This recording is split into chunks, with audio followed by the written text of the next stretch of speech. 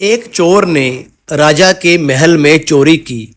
सिपाहियों को पता चला तो उन्होंने उसके पद चिन्हों का पीछा किया। पीछा करते करते वे नगर से बाहर आ गए। पास में एक गांव था। उन्होंने चोर के पद चिन्ह गांव की ओर जाते देखे। गांव में जाकर उन्होंने देखा कि एक संत सत्संग कर रहे हैं और बहुत से लोग बैठकर सुन रहे हैं। चोर के पद चिन्ह भी उसी ओर जा रहे थे। सिपाहियों को संदेह हुआ कि चोर भी सत्संग में लोगों के बीच बैठा होगा। वे वहीं खड़े रहकर उसका इंतजार करने लगे। सत्संग में संत कह रहे थे, जो मनुष्य सच्चे हृदय से भगवान की शरण चला जाता है, भगवान उसके संपूर्ण पापों को माफ कर देते हैं। गीता में भगवान ने कहा है, संपूर्ण कर्तव्य कर्मों को त्याग कर तू केवल एक मुझ सर्वशक्तिमान सर्वदार परमेश्वर की ही शरण में आ जा। मैं तुझे संपूर्ण पापों से मुक्त कर दूंगा। तू शोक मत कर। वाल्मीकि रामायण में आता है, जो एक बार भी मेरी शरण में आकर मैं तुम्हारा हूं ऐसा कहकर रक्षा की याचना करता है, उसे मैं संपूर्ण प्राणियों से अभय कर देता हूं। ये मेरा व्रत है। इसकी व्याख्या करते हुए संत श्री ने कहा, जो भगवान का हो गया उसका मानो दूसरा जन्म हो गया। अब वह पापी नहीं रहा, साधु हो गया। अगर कोई दुराचारी से दुराचारी भी अनन्य भक्त होकर मेरा भजन करता है तो उसको साधु ही मानना चाहिए, कारण कि उसने बहुत अच्छी तरह से निश्चय कर लिया है कि परमेश्वर के भजन के समान अन्य कुछ भी नहीं है।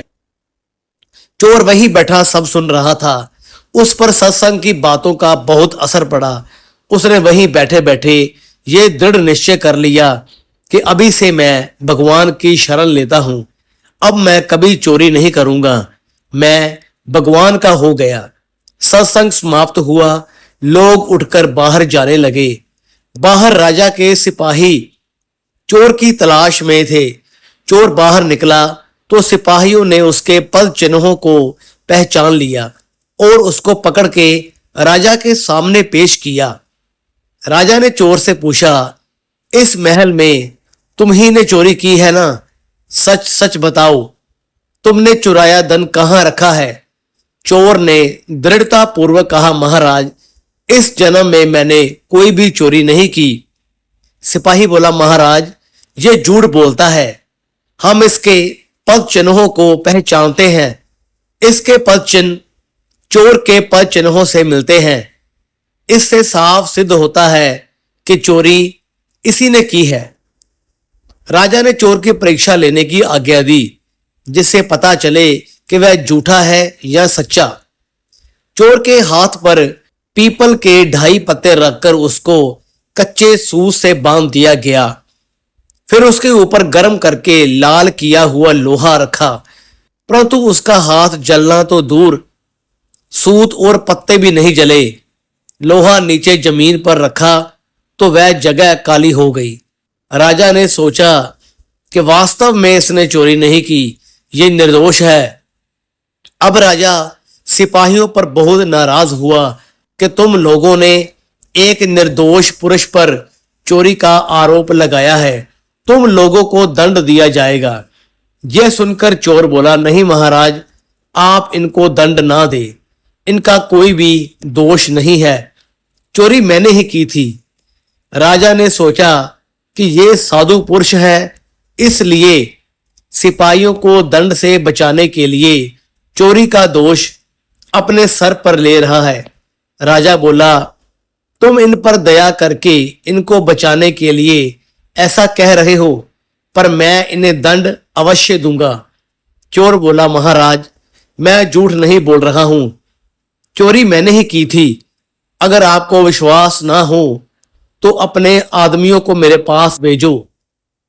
मैंने चोरी का धन जंगल में जहां छिपा रखा है वहां से लाकर दिखा दूंगा। राजा ने अपने आदमियों को चोर के साथ भेजा। चोर उनको वहां ले गया जहां उसने धन छिपा रखा था और वहां से धन लाकर राजा के सामने रख दिया।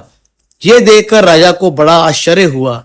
राजा बोला, अगर तुमने ही चोरी की थी तो परीक्षा करने पर तुम्हारा हाथ क्यों नहीं जला, और तुमने चोरी का धन भी लाकर दे दिया। ये बात हमारी समझ में नहीं आ रही है। ठीक ठीक बताओ कि बात क्या है। चोर बोला, महाराज, मैंने चोरी करने के बाद धन को जंगल में छिपा दिया और गांव में चला गया। वहां एक जगह सत्संग हो रहा था। मैं वहां जाकर लोगों के बीच बैठ गया। सत्संग में मैंने सुना कि जो भगवान की शरण लेकर पुण्य पाप ना करने का निश्चय कर लेता है, उसको भगवान सब पापों से मुक्त कर देते हैं। उसका नया जन्म हो जाता है।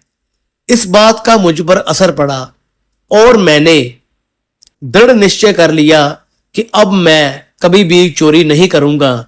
अब मैं भगवान का हो लिया कि अब मैं कभी चोरी नहीं करूंगा। अब मैं भगवान का हो गया, इसीलिए तब से मेरा नया जन्म हो गया। इस जन्म में मैंने कोई चोरी नहीं की, इसलिए मेरा हाथ नहीं जला। आपके महल में मैंने जो चोरी की थी वह तो पिछले जन्म में की थी। कैसा दिव्य प्रभाव है सत्संग का। मात्र कुछ क्षण के सत्संग ने चोर का जीवन ही पलट दिया। उसे सही समझ देकर पुण्य आत्मा धर्मात्मा बना दिया। चोर सत्संग वचनों में दृढ़ निष्ठा से कठोर परीक्षा में भी सफल हो गया और उसका जीवन बदल गया। राजा उससे प्रभावित हुआ, प्रजा से भी वह सम्मानित हुआ और प्रभु के रास्ते चलकर प्रभु कृपा से उसने परम पद को भी पा लिया। सत्संग पापी से पापी व्यक्ति को भी पुण्य आत्मा बना देता है। जीवन में सत्संग नहीं होगा तो आदमी कुसंग जरूर करेगा।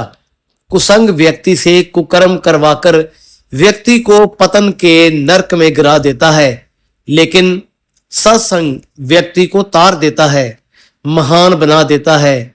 ऐसी महान ताकत है सत्संग में। धन्यवाद।